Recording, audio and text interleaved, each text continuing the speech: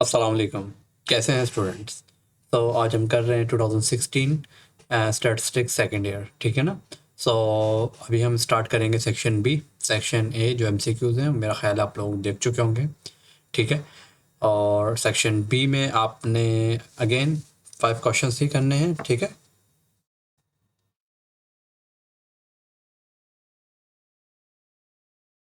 5 questions आपने करने हैं और हर क्वेश्चंस के मार्क्स इक्वल हैं।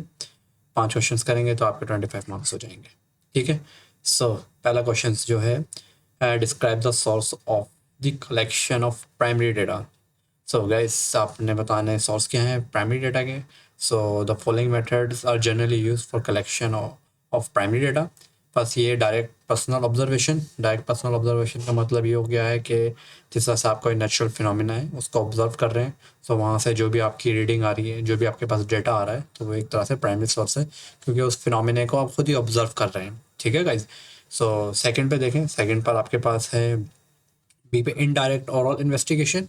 इसके अंदर मिसाल के तौर पर आप किसी को फ़ोन करते हैं और उससे इन्वेस्टिगेशन करते हैं, मसलन उससे क्वेश्चंस पूछते हैं। इसमें भी आप खुद इन्वॉल्व हैं और ख़ुद से ही आप डेटा कलेक्ट कर रहे हैं, बट इसमें ये है कि आप डायरेक्ट नहीं है, इनडायरेक्टली यानी फ़ोन के ऊपर उससे डेटा कलेक्ट कर रहे हैं, तो ये भी एक सोर्स है प्राइमरी डेटा का, सही है।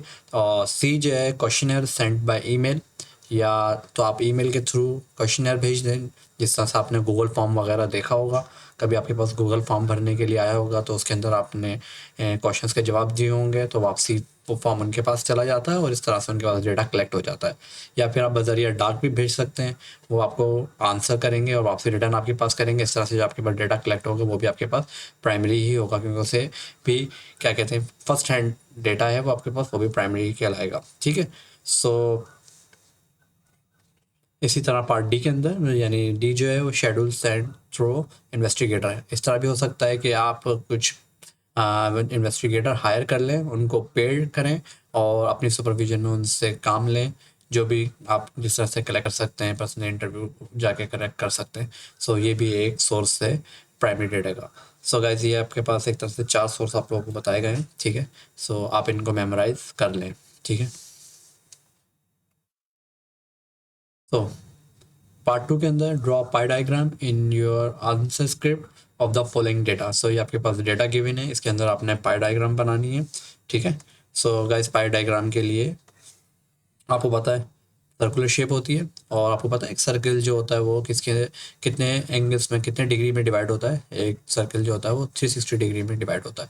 इसका मतलब ये हुआ, ये डेटा जो है आपके पास, इसको आप पहले कन्वर्ट करेंगे डिग्रीज के अंदर, ताकि आप एक सर्कुलर शेप बना सकें, ठीक है। सो उसके लिए हम क्या करेंगे, पहले सबसे पहले हम इसको टेबल फॉर्म बना लेते हैं, टेबल बना लेते हैं। और ये जो आपके पास पूरा डेटा मौजूद है, इसे हम क्या करेंगे, एंगल्स के अंदर कन्वर्ट करेंगे और फिर हम इसका क्या करेंगे, पाई डायग्राम बनाएंगे। इसके लिए आपको प्रोटेक्टर और एक कंपास की ज़रूरत पड़ेगी। अगर आपके पास प्रोटेक्टर भी है, यानी जिसे हम डी कहते हैं, अगर आपके पास एक डी है तो भी आप क्या कर सकते हैं, बना सकते हैं अपना पाई डायग्राम, ठीक है गाइस। फॉर एग्जांपल एक डी आप ऊपर रखें और एक डी को आप नीचे रखें और एक सर्कल बना लें, और फिर इस तरीके से जो भी आपके पास एंगल आए उसके हिसाब से आप अपना क्या कर लें, पाई चार्ट बना लें या पाई डायग्राम बना लें। सो गाइस अब मैं क्या करता हूँ, चार्ट बना लेता हूँ, ठीक है। चार्ट के लिए सबसे पहले मैं क्या करता हूँ, टेबल बनाता हूँ। सो टेबल्स के लिए ऐसा करते हैं, कितने कॉलम्स बनेंगे मेरे पास, वर्टिकल टेबल्स बना लेता हूँ मैं। वर्टिकल टेबल मतलब ये हो गया कि एक तो मेरे पास कॉलम ये आ गया, ठीक है। ये कैटेगरी का हो गया, इसको मैं सी से शो कर दूंगा। उसके बाद ये फ्रीक्वेंसी का आ गया, ठीक है, इसे मैं एफ से शो कर दूंगा। उसके बाद आपके पास जो आएगा टेबल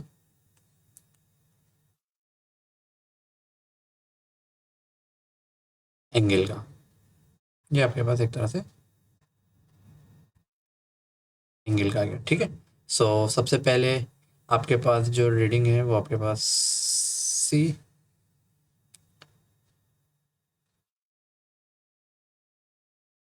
ठीक है।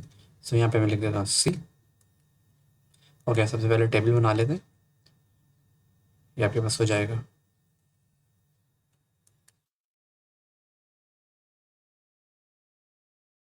हो जाएगा ए,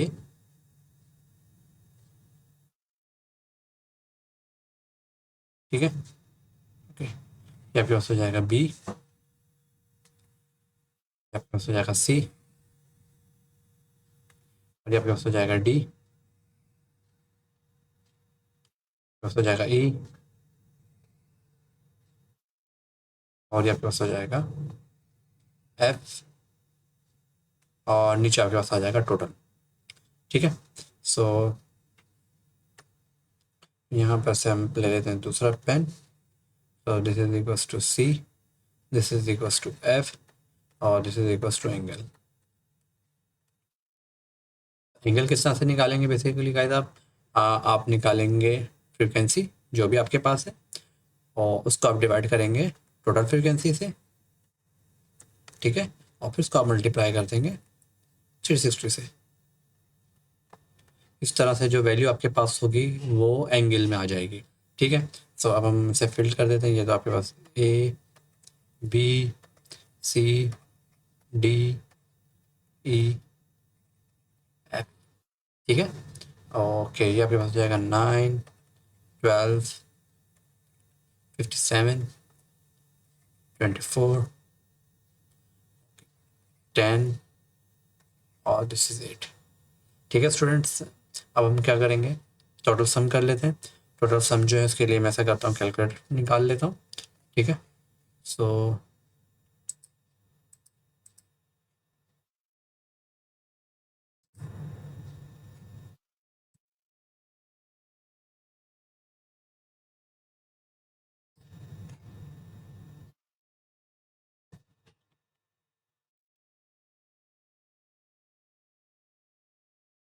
ठीक है,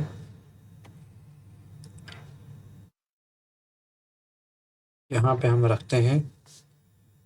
ओके, सो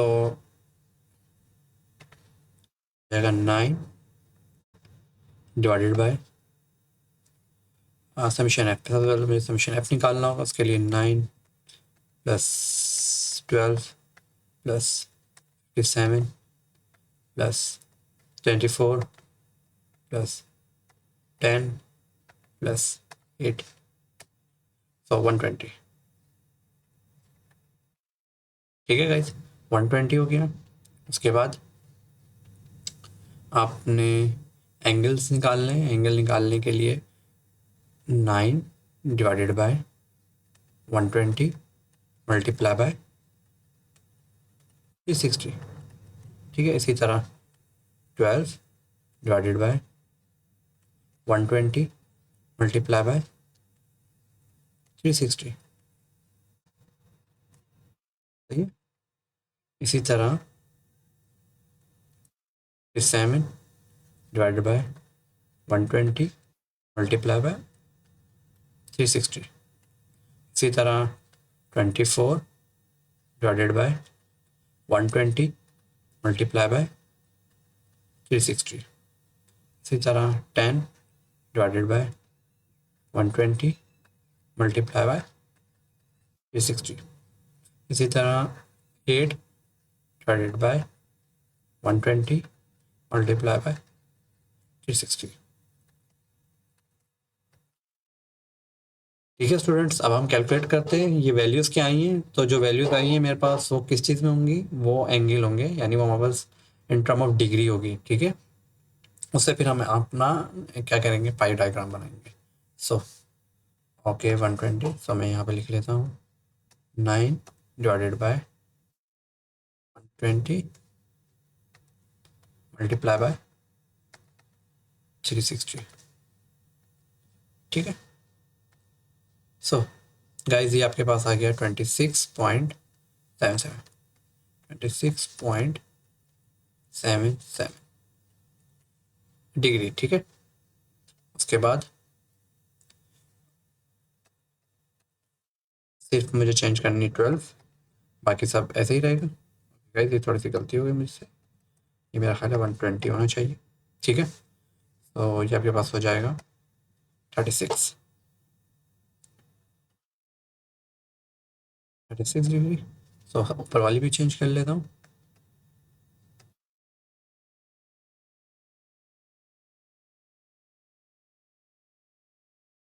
तो ये है 27।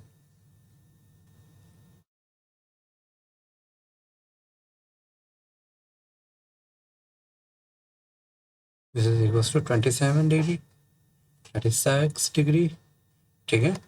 और ओके, वैसे ये कैलकुलेशन थोड़ी आसान भी है। किस तरीके से, ये 120 को अगर मैं डिवाइड मल्टीप्लाई कर दूँ 360 से, तो ये आपके पास 3 टाइम आ जाता है एक तरह से, ठीक है। सो एक तरह से मैं सिंपल क्या करूँगा, 3 से मल्टीप्लाई कर दूँगा, तो मेरे पास आंसर आ जाएगा।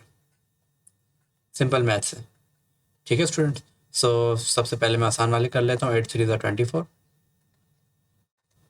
सही है। 10 3 30, ओके। 24 3 ये आपके पास हो जाएगा 72, ठीक है। और 57 3 180, 180 माइनस 9, 170। सो गाइस एक क्वेश्चन, कि जब ये आप ऑल डिग्रीज का जब सम करेंगे तो आपके पास आंसर क्या आना चाहिए, क्या आएगा? क्या बगैर कैलकुलेट किए आप बता सकते हैं? वैसे तो बता सकते हैं, क्योंकि आपने रिलेटिव फ्रिक्वेंसी देखी थी। जब हमने रिलेटिव फ्रिक्वेंसी निकाली थी तो उसका सम क्या आया था? उसका सम 1 आया था।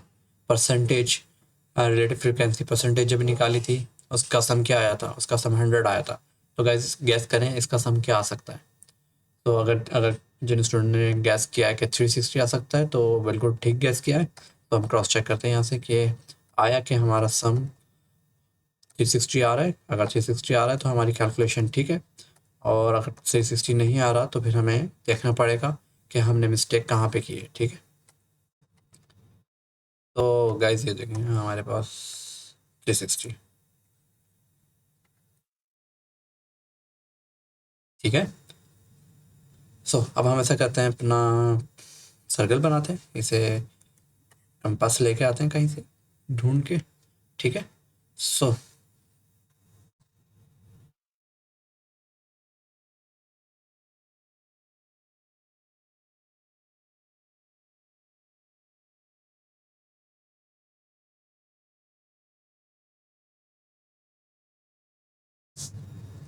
ओके, देखते हैं कि हमारा कंपास कहाँ पर है। सही, यहाँ पे आया हुआ है।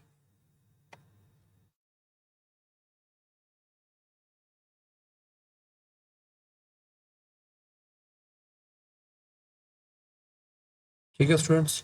सो बिल्कुल ऐसा ही होगा आपके पास भी। अगर आप देखें तो ये आपके पास हाफ डी प्रोटेक्टर जो होता है आपके पास, वो हाफ डी जो होता है वो 180 होता है। सो ये देखें 0 से लेके 180, शायद आप लोगों को साफ नज़र आ भी रहा हो। और फिर ये आगे 180 से अगेन 180, 360, ठीक है। सो आप दो और डी को जोड़ के भी बना सकते हैं, या फिर आप प्रोटेक्टर लें और उसको घुमा दें तो भी आपका ये बन जाएगा, ठीक है स्टूडेंट्स। सब अब मैं बनाना शुरू करता हूँ। सो थोड़ा शेडेड रीजन ले लेते हैं, ठीक है। ओके, अभी तो खैर मैं पेन ही लेता हूँ। ओके, कौन सा कलर लूँ? मैं इसके लिए ले लेता हूँ ग्रीन कलर ले लेता हूँ।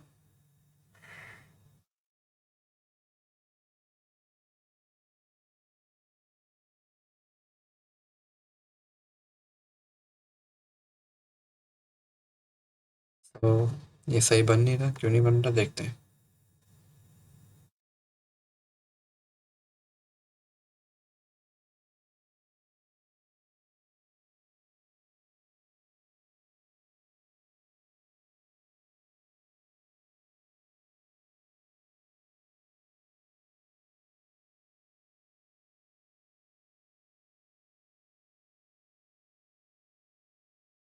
ओके, इसको बिल्कुल ठीक बनना चाहिए था। बहरहाल एक ट्राई और करते हैं।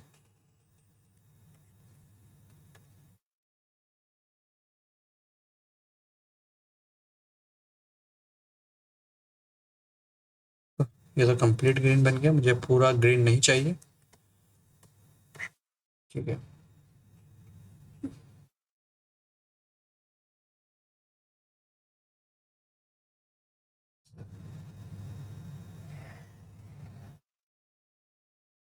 अब ठीक है, सही है। मेरे पास एक सर्किल आ गया, ठीक है। सबसे पहले मैं जो सबसे ज़्यादा डिग्री है वो पुट कर देता हूँ, ठीक है। इसके अंदर फॉर एग्जांपल 72, ठीक है। सो 72 किस तरह से हो सकता है?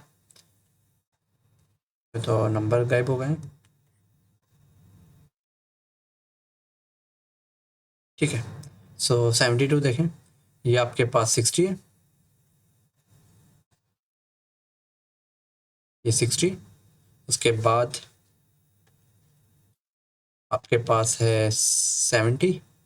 उसके बाद है 72, मतलब ये कुछ इस तरह से, ये 72। ठीक है गाइस, ये पोर्शन आपके पास हो गया है 72 डिग्री का। इसका मतलब ये हो गया दिस बिलोंग्स टू डी।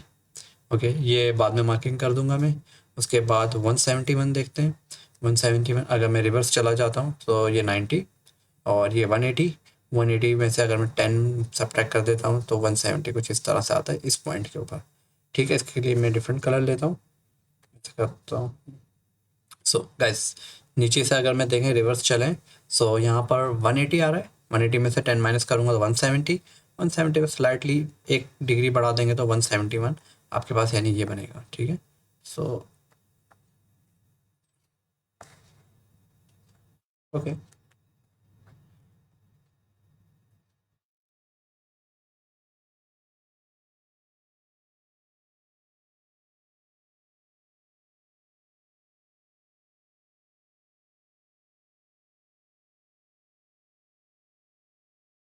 सो ये हो गया 180। 180 से 10 माइनस करेंगे। ओके, माइनस नहीं हो रहा है, ये हुआ 170, 171। ठीक है, सो गाइज आपके पास एक तरह से ये भी हो चुका है और 170 भी हो चुका है। अब हम करते हैं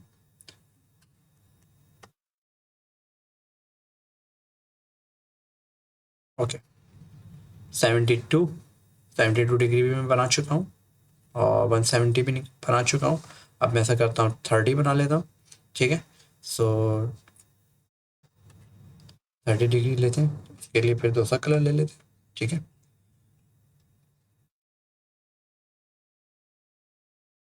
सो ये हो जाएगा 10, 20, 30। ठीक है, सो 30 हो गया मेरे पास। अब ले लेते हैं 24। 24 के लिए मैं एक और कलर चूज़ कर लेता हूँ। तो ये बेसिकली हो जाएगा 24 के लिए।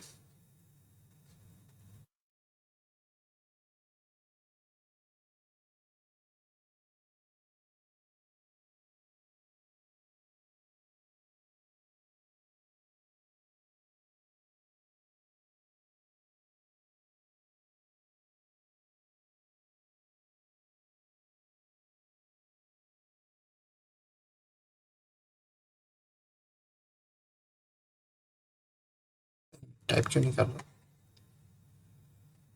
तो 24 डिग्री, 10, 20। ओके, सो गाइस ये समझे 24 डिग्री है। ठीक है, ये 24 डिग्री हो गया, 30 डिग्री हो गया, 72 हो गया, 71 हो गया, 36 हो गया, 24 और 36। सो अब मैं इसके अंदर 36 मज़ीद ऐड कर देता हूँ, तो दिस इज 6।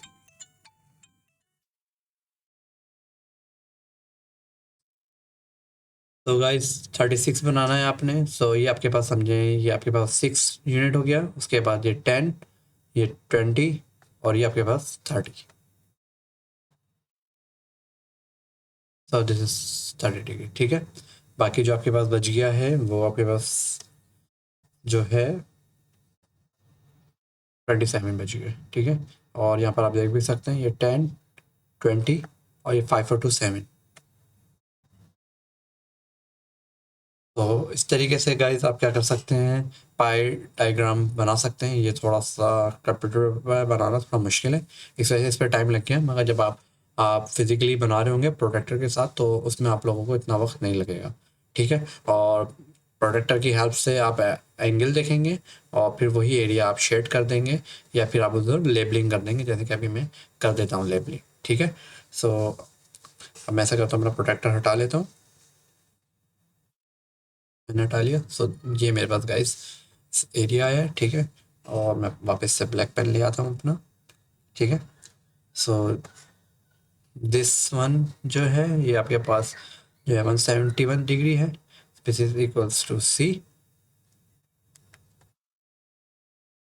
इक्वल्स टू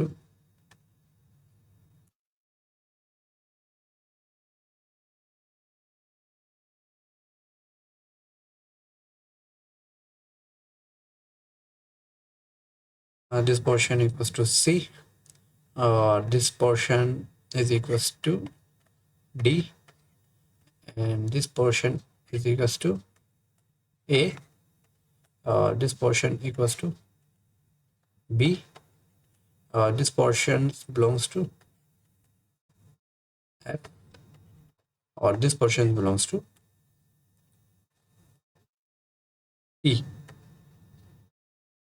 ठीक है गाइस, एक दो जब से आप खुद से इसको बनाएंगे और आप देखेंगे कि आप फिर ठीक बन गया है तो समझे ये वैल्यूज फिर आपसे ठीक ही बन गया है। ठीक है, सो आगे चलते हैं नेक्स्ट क्वेश्चन पर। जी स्टूडेंट्स, क्वेश्चन नंबर 3 में देखें, find the given data, calculate the price index number taking 1967 the base year.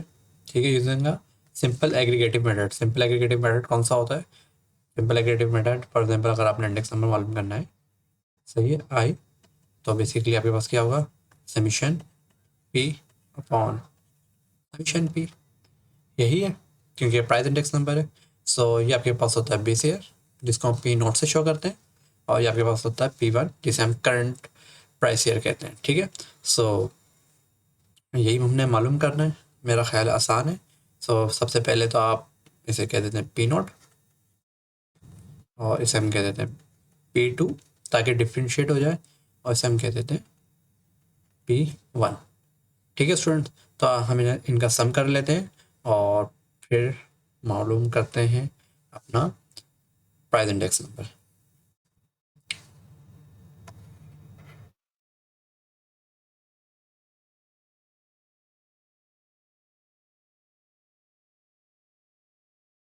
तो ये आपके पास हो गया 22 प्लस 25 प्लस 25, ठीक है, 72। ठीक है, के बाद 28 प्लस 30 प्लस 34, 92।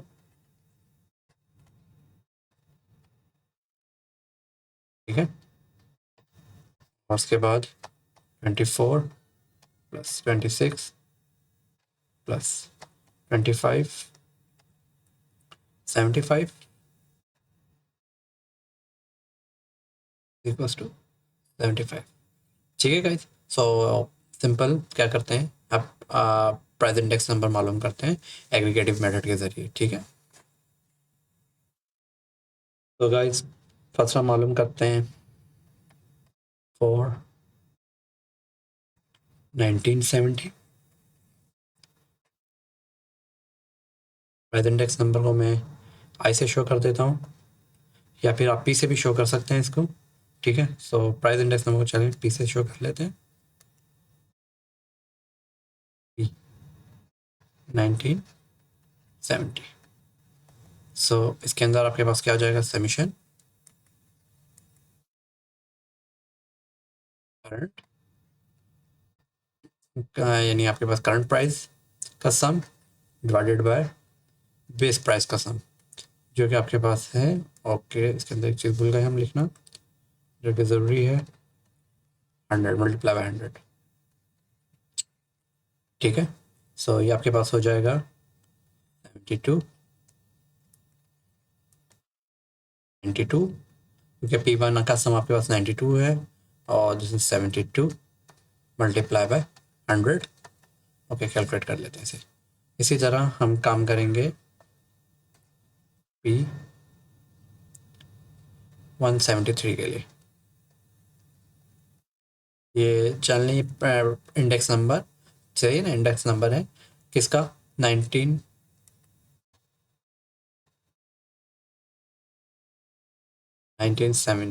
का। तो अगेन इसको मैं P2 लिख लेता हूँ, P not multiply by 100 which is equals to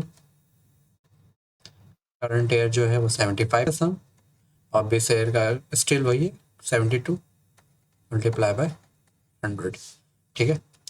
सो हम करते हैं कैलकुलेशन।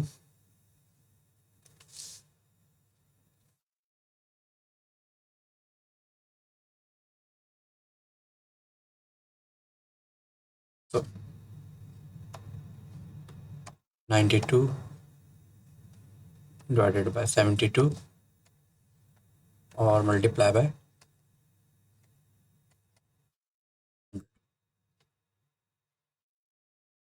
सो 127,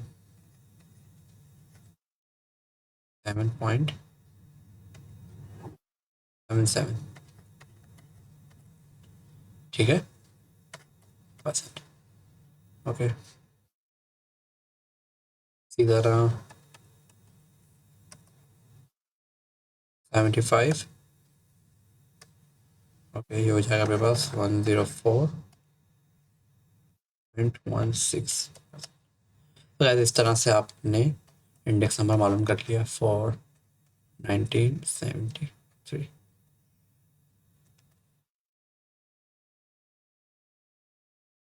ठीक है, सो अब हम चलते हैं नेक्स्ट क्वेश्चन पर। ठीक है, सो नेक्स्ट जो है हमारा क्वेश्चन, उसके अंदर है the age of employees in a departments are classified as, आपको दे दिया है draw histogram and find the mode graphically. ठीक है, आपको मालूम है कि हिस्टोग्राम के ज़रिए भी आप क्या कर सकते हैं, मोड बना सकते हैं। और हिस्टोग्राम के लिए आपको बेसिकली क्या चाहिए होता है, हिस्टोग्राम के लिए आपको क्लास बाउंड्री चाहिए होती है, तो आपको क्लास बाउंड्री भी बनानी पड़ेगी। ठीक है, बना लेंगे, उसका भी इशू नहीं है। ठीक है, चलिए स्टार्ट करते हैं। ठीक है, सो गाइज सबसे पहले तो मैं टेबल बना लेता हूँ। ठीक है, सो टेबल के लिए एक तो आपके पास आ जाएगा ये आपका क्लास इंटरवल। ठीक है, फिर आपके पास आ जाएगा नंबर ऑफ एम्प्लॉय। सही है, और नंबर ऑफ एम्प्लॉय के बाद आपके पास बनेगा क्लास बाउंड्री।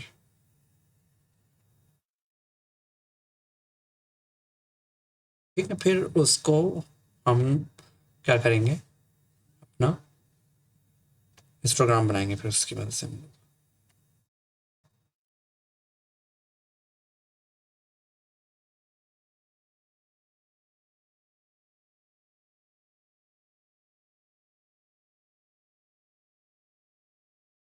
ठीक है गाइज, ओके, सो ये एज लिख लेता हूँ मैं।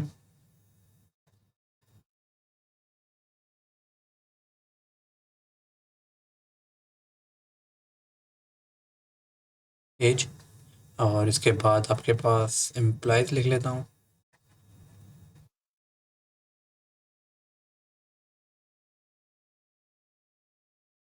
तो आप समझ जाइएगा नंबर ऑफ एम्प्लॉयज हैं, और उसके बाद मैं बना रहा हूँ क्लास बाउंड्री। ठीक है,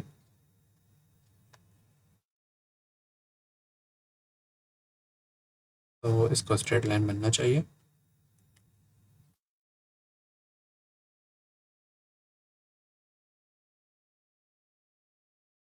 ठीक, तो ये बेसिकली हो जाएगा आपके पास 16 से 20, फिर ये आपके पास हो गया 21, ये आपके पास हो गया 26, फिर आपके पास हो गया 31, और फिर आपके पास हो गया है 36।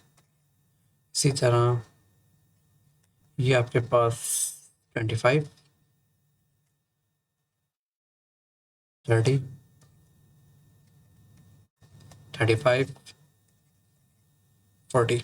ठीक है, दिस इज इक्वल्स टू 14, 2, 30, 25, 4। तो क्लास बाउंड्री बेसिकली क्या हो जाएगी आपके पास, तो क्लास बाउंड्री क्या होती है, क्लास बाउंड्री में आप क्या करते हैं, इन दोनों का डिफरेंस लेते हैं, उसको 2 से डिवाइड करते हैं, फिर लोअर लिमिट में उसको माइनस कर देते हैं, और अपर लिमिट में उस डिफरेंस को जो भी आया आपको 2 से डिवाइड करने का उसको ऐड कर देते हैं। सो क्लास बाउंड्री के लिए चलो अगर मैं करना चाहूँ तो यहाँ पे चले आप लोगों को करके दिखाता हूँ। क्लास बाउंड्री के लिए बेसिकली, ठीक है, 21 माइनस 20 डिवाइडेड बाय 2, तो आपके पास आ गया है 0.5। कैलकुलेट करके दे सकते हैं। 21 माइनस 21 हो जाएगा, 1/2, 1/2 होता है 0.5। तो 0.5 जो है वो आप क्या करेंगे, लेस कर देंगे लोअर बाउंड से। इस तरह से कर सकते हैं, L माइनस 0.5 और अपर बाउंड में प्लस 0.5। तो इस तरह से आपके पास क्लास बाउंड्री आ जाती है। ठीक है, सो ये आपके पास कितना हो जाएगा, ये आपके पास हो जाएगा 15.5, और ये कितना हो जाएगा आपके पास 20.5, और ये कितना हो जाएगा आपके पास 25.5, और ये कितना हो जाएगा आपके पास 30.5, और ये कितना हो जाएगा आपके पास 35.5। ठीक है, और ये आपके पास हो जाएगा 20.5 और 25.5 और 30.5। ठीक है स्टूडेंट्स, और ये आपके पास 35.5, और ये आपके पास हो जाएगा 40.5। तो ये क्लास बाउंड्री आ गई है। अब मैं ऐसा करता हूँ, इसका हिस्टोग्राम बना लेता हूँ। ठीक है, और उसके क्रॉसपॉन्डिंग मुझे मेरी फ्रीक्वेंसी तो मालूम ही है। ठीक है, सो ये हम करते हैं इस तरह से, शेप के अंदर जाते हैं और वहाँ से हम बनाते हैं। ठीक, तो पेन चूज कर लेते हैं ब्लैक।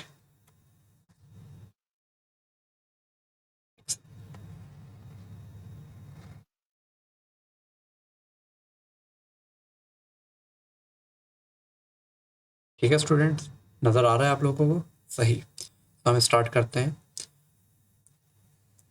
15.5 से। सो दिस वन इज 15.5, क्योंकि आप लोगों के पास तो स्केल होगा तो आप लोग इजीली इसको कर सकेंगे। ठीक है, सो हम ये करते हैं, इक्वल विड्थ का आपने बनाना है। ये आपके पास हो गया 15.5, सही है। उसके बाद ये आपके पास हो गया है 20.5। मैं कोशिश कर रहा हूँ कि ये इक्वल बने। ठीक है, आपके पास स्केल होगा, स्केल की हेल्प से आप लोग इसकी लेबलिंग बिल्कुल इक्वल कीजिएगा। सही है, तो 25.5, फिर 30.5, फिर 35.5, सही है, फिर 40.5। मेरे ख्याल है आगे जाने की हमें ज़रूरत नहीं है। ठीक है, ओके। सबसे ज़्यादा हाई फ्रिक्वेंसी किसकी है, 30 है। सो मैं ऐसा करता हूँ 30 को इधर बना लेता हूँ। 30, तो इसका मिड मेरा ख्याल है ये है, क्योंकि मैं अंदाजे से बना रहा हूँ ये। तो बेसिकली आपके पास 15 है। सो 15 का मिड क्या हो जाएगा 7.5। तो ये आपके पास कितना हो जाएगा 22.5। सो गाइस ये मैंने स्केल बना लिए। ठीक है, अब हम रेक्टेंगल्स बनाते हैं। ठीक है, और रेक्टेंगल्स के लिए मैं ऐसा करता हूँ, शेप ही ले लेता हूँ। ठीक है, तो 15.5 से 20.5 की जो मेरे पास फ्रिक्वेंसी है वो बेसिकली है, तो सबसे पहले तो मैं यहाँ पे लिख देता हूँ, ये जो मेरे पास है, ठीक है, एफ है, और ये मेरे पास जो है समझे एक्स है, जो कि एज है बेसिकली। ठीक है, क्या है,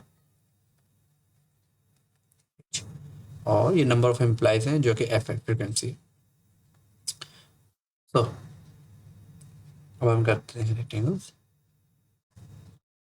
सो 14 कहाँ पे, बेसिकली 14 बेसिकली अंदाजन यहाँ पर होगा आपके पास। ठीक है, सो इसको बनाते हैं इस तरीके से।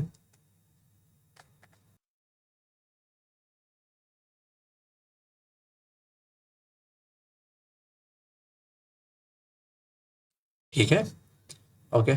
उसके बाद आपके पास 20 और 25 के बिटवीन जो हैं एम्प्लॉयज़ हैं सिर्फ दो हैं। सो वो दो अंदाजे से मैं बना रहा हूँ, वो यहाँ पर होंगे। ठीक है, और फिर आपके पास 25 और 30 के बिटवीन जो है वो 30 हैं, तो इसका मतलब ये हुआ कि कुछ इस तरीके से मुझे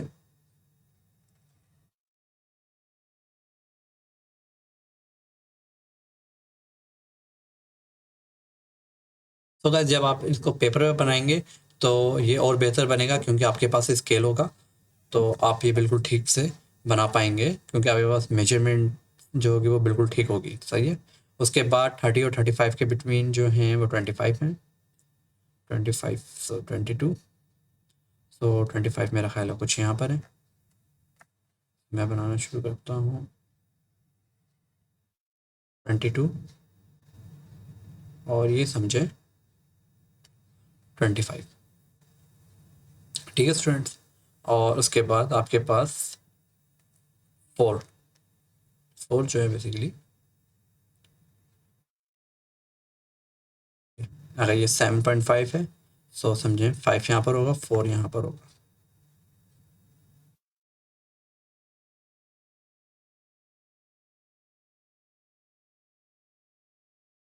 तो गाइस ये आपके पास हिस्टोग्राम बन गया है, बट सिर्फ हिस्टोग्राम नहीं बनाना था आपने, आपको मालूम करना था मॉड। बेसिकली आपको जो मालूम करनी थी वो थी मॉड वैल्यू। सही है। सो अब हम करते हैं मॉड किस तरह से करते हैं। ये जो इसकी हाईएस्ट वैल्यू होती है, हाईएस्ट फ्रिक्वेंसी होती है, हमें मालूम है ये हमारी क्या है, मॉड क्लास है। ये बेसिकली मॉड क्लास है। सो हम क्या करते हैं, डायग्नोस बनाते हैं। डायग्नोस का मतलब ये है, सही नहीं बना,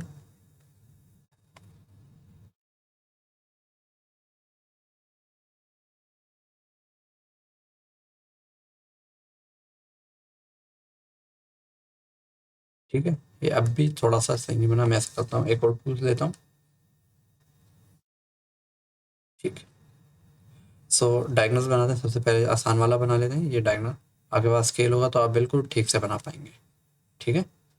एक ही डायग्नोस बनाया आपने और एक इतने इस तरह से डायग्नोस बना, ठीक बन गए डायग्नोस। सो गाइस ये जो आपका इंटरसेक्शन पॉइंट है ना, बेसिकली ये जहाँ पे लाई करेगा एक्स एक्सिस पर,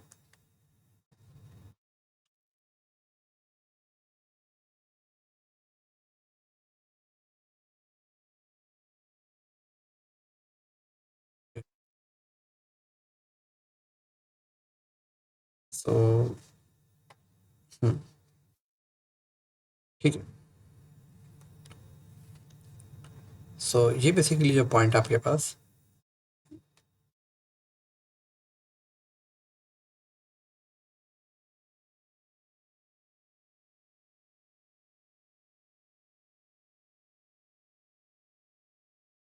ओके।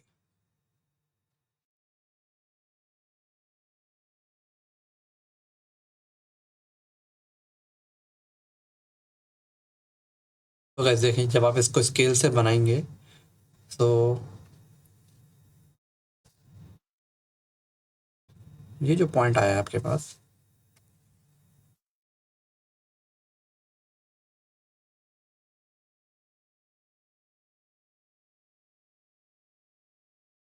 ये बेसिकली आपके पास क्या है, मॉड है।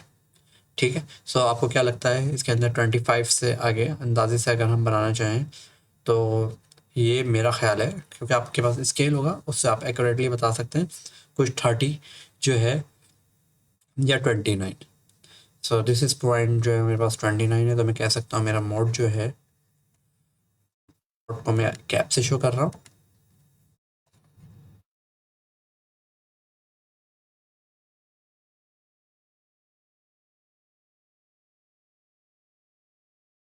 जो कि अराउंड मुझे 29 लग रहा है। ठीक है। तो इस तरीके से आप मालूम कर सकते हैं।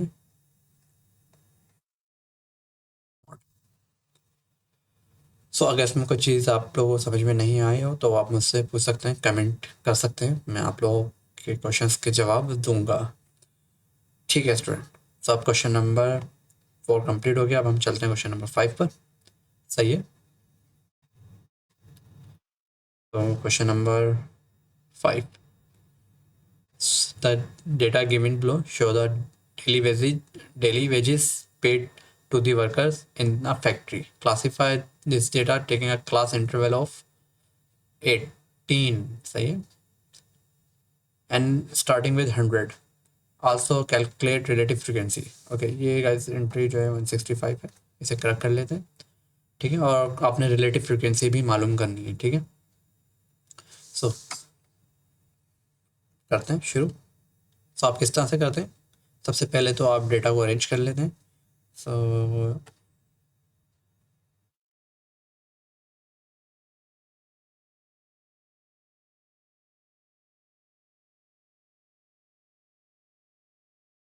मैं ऐसा करता हूँ, जो उसने कहा है एज पर देयर इंस्ट्रक्शन, मैं वो करता हूँ, स्टार्ट करता हूँ 100 से, ठीक है। और इंटरवल कितना होना चाहिए, 18 होना चाहिए, ठीक है। सो करते हैं और फिर देखते हैं क्या बनता है। तो सबसे पहले हो गया 100 के बाद कितना हो जाएगा 118, ठीक है। और 118 के बाद हाँ इसमें 18 और ऐड करेंगे तो 136, 136 के बाद इसमें मज़ीद 18 ऐड करेंगे तो क्या हो जाएगा ये 154, 154 में मज़ीद 18 ऐड करेंगे आप तो ये कितना हो जाएगा आपके पास 72, 172 में 18 ऐड करेंगे तो ये आपके पास हो जाएगा 190, ठीक है फ्रेंड्स। 190 में मज़ीद 18 ऐड करेंगे तो ये हो जाएगा आपके पास 118, 218 में 208 हो जाएगा जी।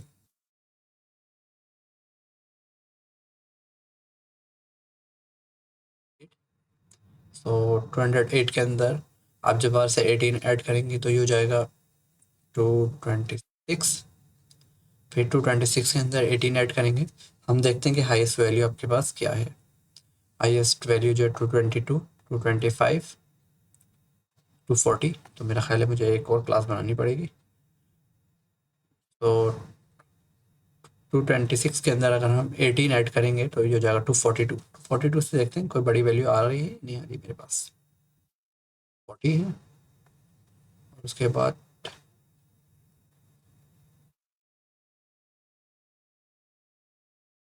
तो गाइस मुझे कोई 240 से बड़ी वैल्यू नज़र नहीं आ रही है, ठीक है। सो मेरा ख्याल है ये इतनी काफ़ी होंगी मेरे लिए, ठीक है। सो हम क्लास बना लेते हैं अपनी। सो ये कितना हो जाएगा गाइस, ये हो जाएगा 117, ठीक है। और ये कितना हो जाएगा 135। जस्ट वन वैल्यू जो है मैं कम लिख देता हूँ इस वाली से, ये हो जाएगा 153। और ये आपके पास हो जाएगा 171। और ये आपके पास हो जाएगा 189।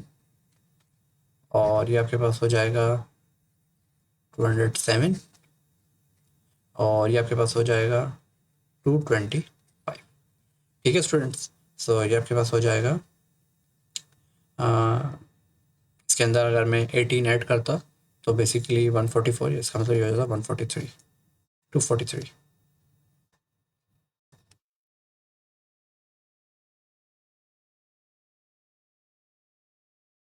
सो एक तो आपके पास आ गया है, क्लास इंटरवल बन गई है, ठीक है। क्लास इंटरवल ऑफ 18 स्टार्टिंग मैंने की 100 से, ठीक है। और कैलकुलेट द रिलेटिव फ्रिक्वेंसी। सो उसके लिए पहले मुझे फ्रिक्वेंसी बनानी होगी, ठीक है। फ्रिक्वेंसी के लिए मैं एक टेबल बनाता हूँ।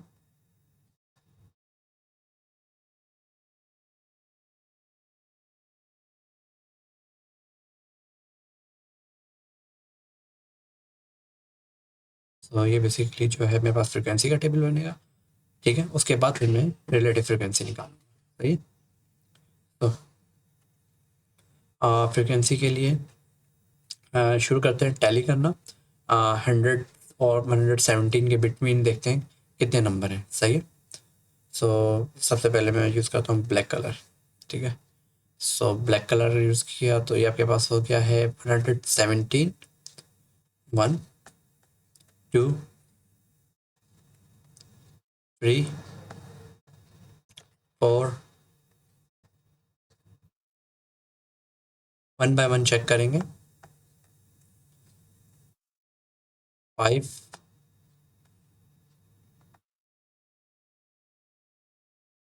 सो गाइस ये आपके पास बेसिकली फ्रीक्वेंसी आ गई है 5। एक तरह से मैंने टैली करके निकाली है 5, ठीक है। उसके बाद हम फिर से कलर चेंज करते हैं और अब हमने 118 और 135 के बिटवीन वैल्यूज़ देखनी है कौन कौन सी हैं। सो 118 और 135 से लेस। 1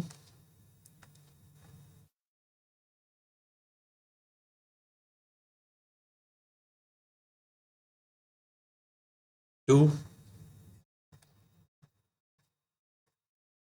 3, ठीक है गाइज।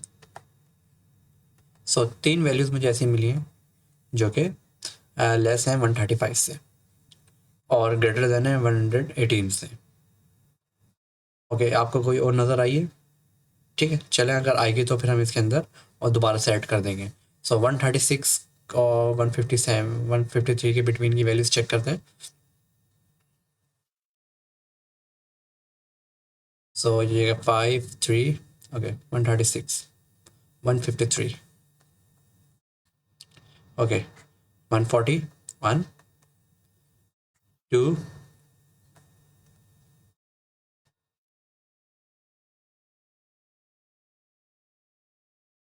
3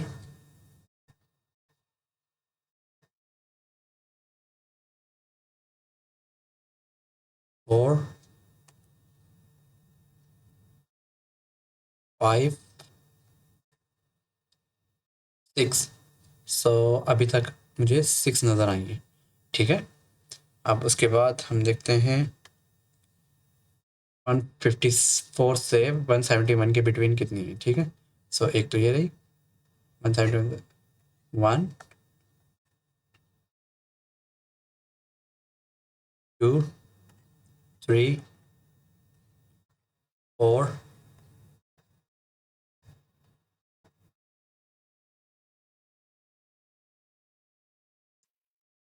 5 175 ग्रेटर देन है, मुझे 171 से लेस देन चाहिए। 5 6 7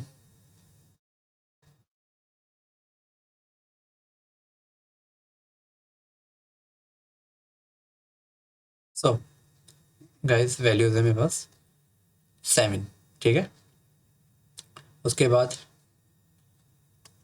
अब देखते हैं 189 से लेस देन और 172 से ग्रेटर देन वैल्यूज मेरे पास कौन सी है। सो 172, ओके 1 2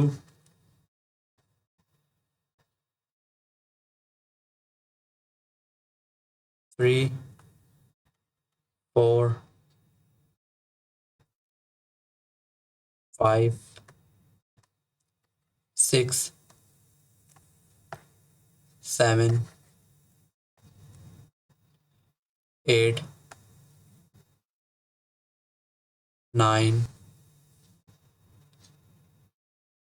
10 11 12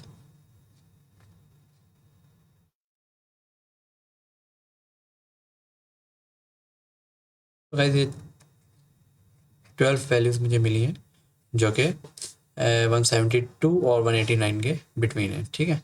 अब देखते हैं इनसे बड़ी वैल्यू 190 और 207 के बिटवीन कोई है या नहीं है।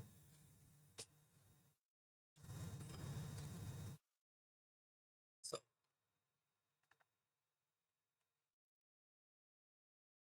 ये 2 रोज तो मेरे ख्याल है वैसे ही ख़त्म हो चुकी हैं, क्लीन हो गई हैं। और नीचे वाली भी तो जो है वो क्लीन हो गई हैं बिल्कुल, उनमें कोई वैल्यूज़ नहीं बची हैं, बस यहाँ पे बच गई 2000। ये 210 है, बट ये जो है ग्रेटर देन 207 से। तो कोई भी वैल्यू ऐसी नहीं है, तो मैं ऐसा करता हूँ यहाँ पर 0 पुट कर देता हूँ, ठीक है। तो 208 से 225 तक, सो 1 2 3 4 5, ठीक है, 6 7। तो 7 वैल्यूज ऐसी हैं जो कि 208 और 225 के बिटवीन है, सही है। सो इसके बाद हम देखते हैं 240, सिर्फ एक वैल्यू बच गई है और वैल्यूज। तो गाइस इस तरीके से आपने इसकी क्लास इंटरवल्स कंप्लीट कर लिए हैं, ठीक है। बस अब आपने मालूम करना है रिलेटिव फ्रिक्वेंसी, सही है। तो पहले हम क्या करते हैं, लेबल कर लेते हैं। सो इसको मैं एफ कह देता हूँ और इसको मैं क्लास इंटरवल कह देता हूँ, ठीक है। और अब जो मैं करने जा रहा हूँ वो है बेसिकली रिलेटिव फ्रिक्वेंसी, ठीक है। इसे मैं आर एफ कह देता हूँ। सो गाइज रिलेटिव फ्रिक्वेंसी किस तरह से निकलती है, रिलेटिव फ्रिक्वेंसी के लिए आपको क्या करना पड़ेगा, सम करना पड़ेगा, सही है। सो सम में कर लेता हूँ कैलकुलेटर की हेल्प से।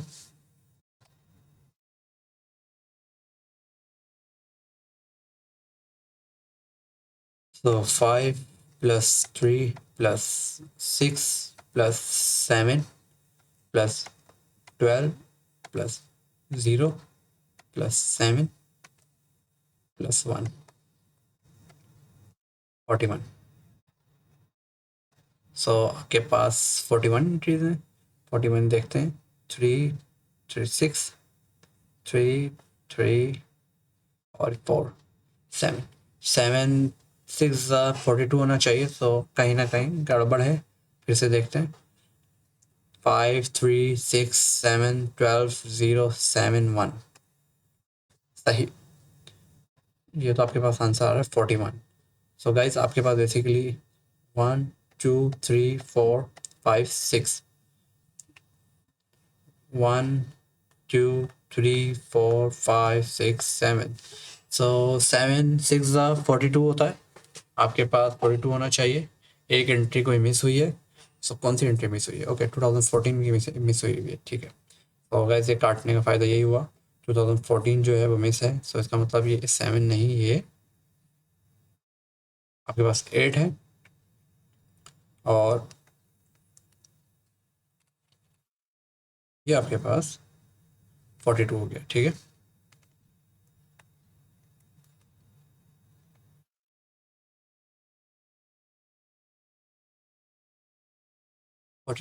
सो गाइस रिलेटिव फ्रिक्वेंसी का क्या फार्मूला होता है, रिलेटिव फ्रिक्वेंसी बेसिकली होती है आपके पास फ्रिक्वेंसी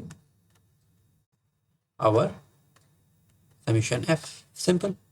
सो समीशन एफ आपके पास 40 है। सो बेसिकली क्या हो जाएगा, 5 आवर 42। इसी तरह ये हो जाएगा 3 आवर 42। इसी तरह ये हो जाएगा 6 आवर 42। ये हो जाएगा 7 hour 42। This is 12 hour 42। Okay, zero तो जीरो ही होगा, जीरो डिवाइड बाय 42 तो फॉर जीरो ही होगा, सही। This is 8 hour 42, this is 1 hour 42।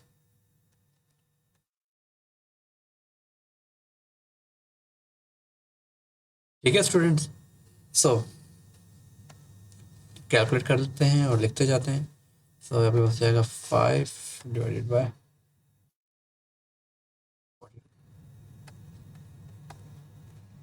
0.119, ठीक है।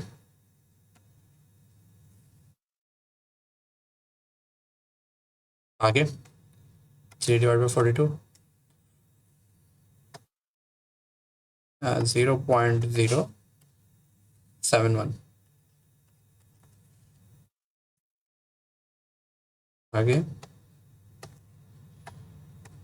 6 डिवाइड बाई 42, 0.142। फिर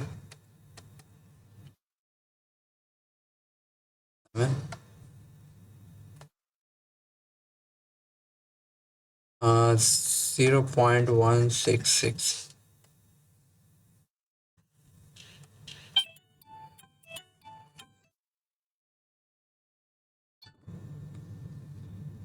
ओके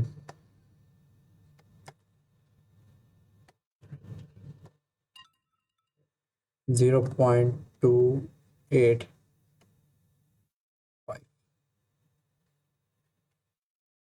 तो जिससे जो ज़ीरो ही होगा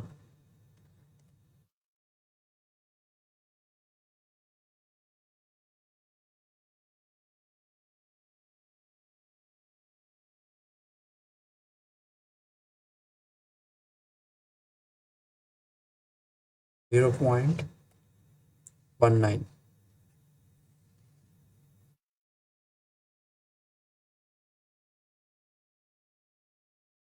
0.02। सो गाइस इस तरीके से आपने रिलेटिव फ्रिक्वेंसी भी मालूम कर ली है। ठीक है स्टूडेंट। अच्छा वैसे अंदाजे से मुझे बताएं, गैस करें इनका सम क्या आएगा। जैसे अभी हम देख चुके हैं, इनका सम क्या आना चाहिए। इसका सम बेसिकली गाइस आएगा 1। ठीक है, सो आप लोग करके देखिएगा, ये आप लोगों का होमवर्क है। अगर ये 1 नहीं आ रहा, ये क्लोज टू 1 होगा, समझ लें ये सम होगा क्लोज टू 1। उसकी वजह ये है क्योंकि ये जो हमने पॉइंट्स लिखे हैं, ये हमने कंप्लीट पॉइंट्स नहीं लिखे हैं, हमने 3 डेसिमल प्लेसेस तक लिखे हैं। अगर तो इसे आप राउंड ऑफ करके लिखेंगे सारी वैल्यूज़ को, तो फिर ये थोड़ा 1 से ऊपर हो सकता है। ठीक है, और अभी आप करेंगे तो ये थोड़ा सा 1 से कम होगा, यानी 0.99 समथिंग इसका आंसर आ रहा होगा। तो समझे ये अराउंड 1 ही है। तो इसका मतलब ये है कि आपका ये रिलेटिव फ्रिक्वेंसी का जो सम आया है, रिलेटिव फ्रिक्वेंसी जो आपने मालूम करी है, ये बिल्कुल ठीक मालूम की है। ठीक है स्टूडेंट, सो नेक्स्ट क्वेश्चन देखते हैं।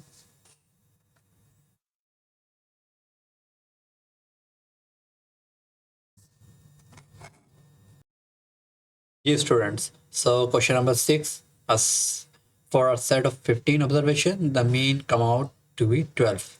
So n आपके पास है basically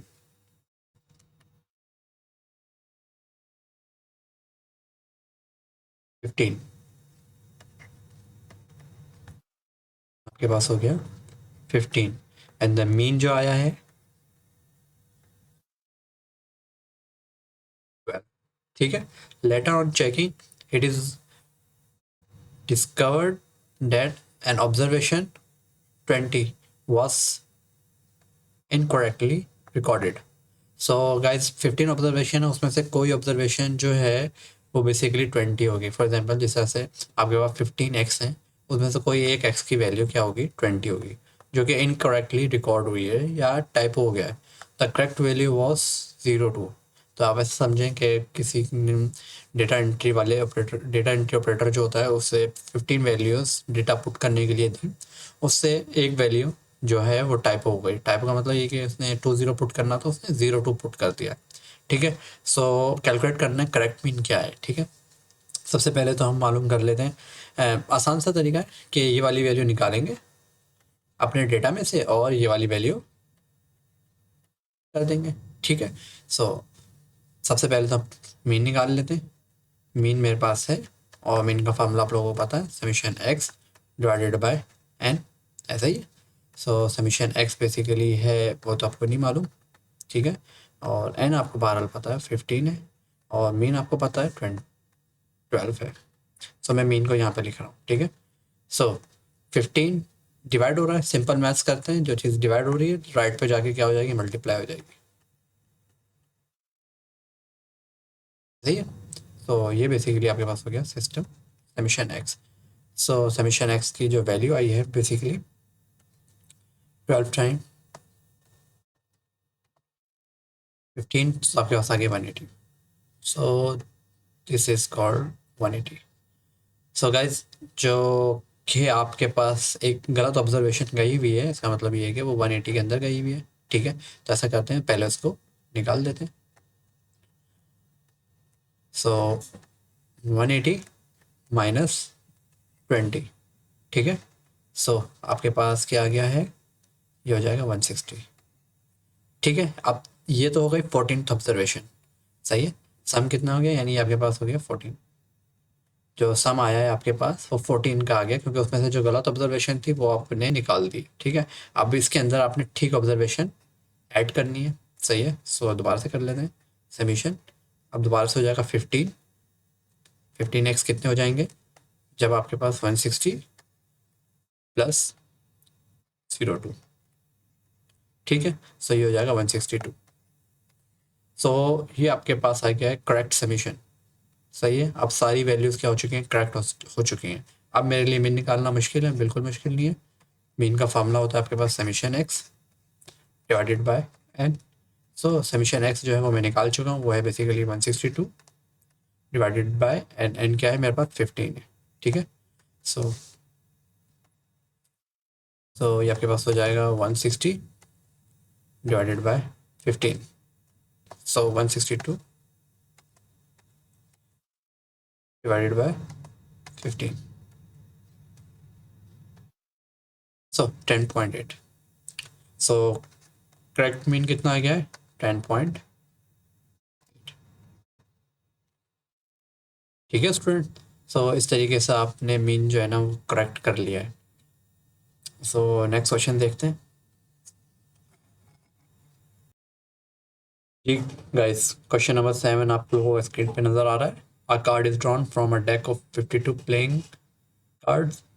what is the probability that is diamond और फेस कार्ड। सो आपको पता है गाइस के जो डेक ऑफ 52 कार्ड्स होते हैं, इसमें डिस्ट्रीब्यूशन किस तरह से होती है। 4 तरह के कार्ड होते हैं बेसिकली आपके पास, ठीक है।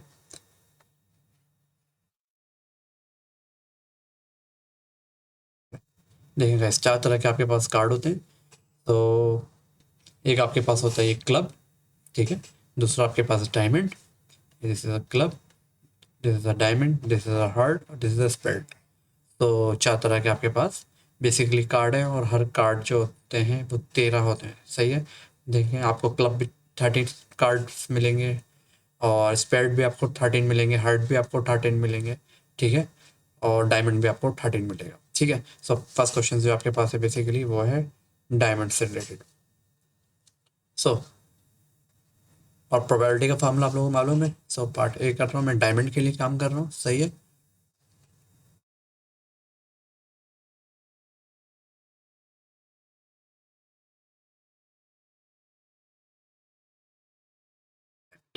ठीक है स्टूडेंट्स। सो डायमंड के लिए अगर मैं करता हूँ, सो प्रोबेबिलिटी इसको मैं ए कह देता हूँ, प्रोबेबिलिटी ऑफ या फिर डी कह देता हूँ। डायमंड्स को डी से शो कर रहा हूँ। So N D divided by N. So guys आपको मालूम होगा ये प्रोबेबिलिटी जो होती है वो favourable outcomes divided by total outcomes. So guys 52 cards total हैं आपके पास, ठीक है। 52 कार्ड्स आपके पास टोटल है। सैम्पल स्पेस में 52 कार्ड्स हैं। और डायमंड्स वाले कार्ड कितने हैं गाइज आप काउंट भी कर सकते हैं। ये बेसिकली डायमंड है आपके पास 1 2 3 4 5 6 7 8 9 10 11 12 13। सो 13 बेसिकली आपके पास क्या है, सो अगर आप इसको डिवाइड करेंगे तो मेरे ख्याल से 1/4 आपके पास आंसर आ जाएगी, प्रोबेबिलिटी आ जाएगी। यानी कि आप अगर 52 कार्ड में से 4 कार्ड चूज़ करते हैं या 4 कार्ड उठा लेते हैं, तो उसमें से मुमकिन है कि आपके पास एक जो होगा वो डायमंड कार्ड होगा, ठीक है। इसी तरह बी के अंदर, बी में आपके पास है फेस कार्ड, इसका, ठीक है। सो फेस कार्ड आप देख सकते हैं, ये आपके पास जो सैम्पल स्पेस है इसके अंदर फेस कार्ड कितने हैं, 1 2 3 4 5 6 7 8 9 10 11 और 12। सो आपके पास बेसिकली 12 फेस कार्ड है। सो मैं यहाँ पे प्रोबेबिलिटी लिख लेता हूँ, इसको मैं एफ से शो कर देता हूँ। सो ये आपके पास हो जाएगा एन एफ, यानी पॉसिबल आउटकम और फेस कार्ड और total outcome. So guys total outcome तो स्टिल इसके अंदर भी सेम ही रहेंगे, ठीक है। बट फेवरेबल आउटकम्स वो चेंज हो जाएंगे।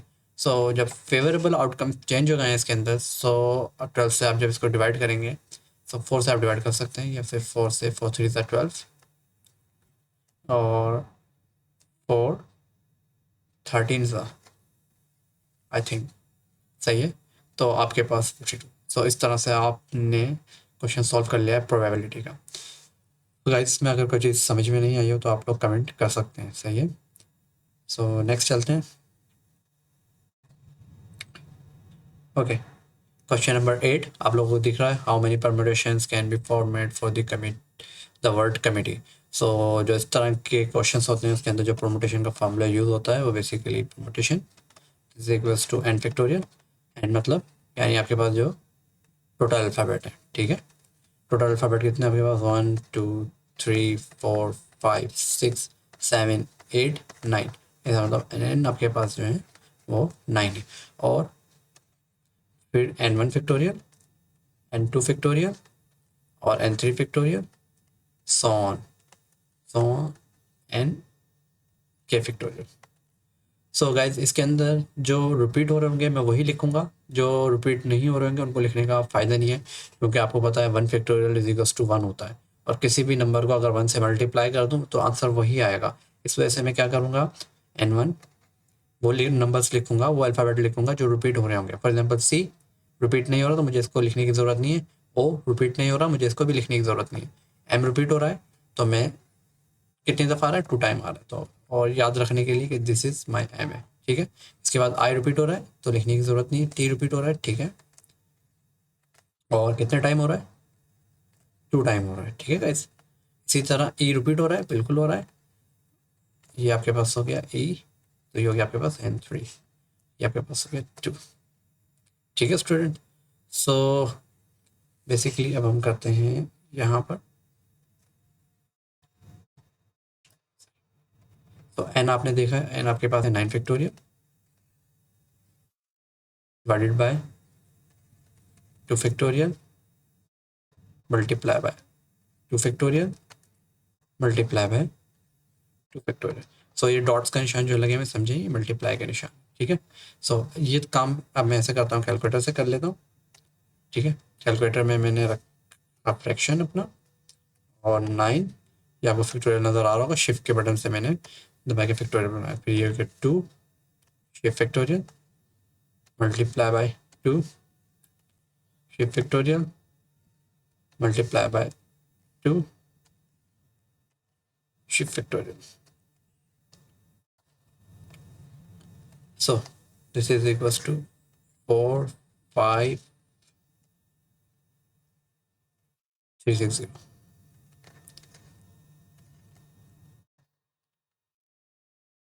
सही है। सो इतनी परमुटेशन आपके पास बनी है 4 5 3 6 0 कैमिटी वर्ड से आप जो बना सकते हैं। सो स्टूडेंट सेक्शन बी आप लोगों का मेरा ख्याल है ख़त्म हो गया है जी। सो अब हम चलते हैं सेक्शन सी की तरफ, ठीक है।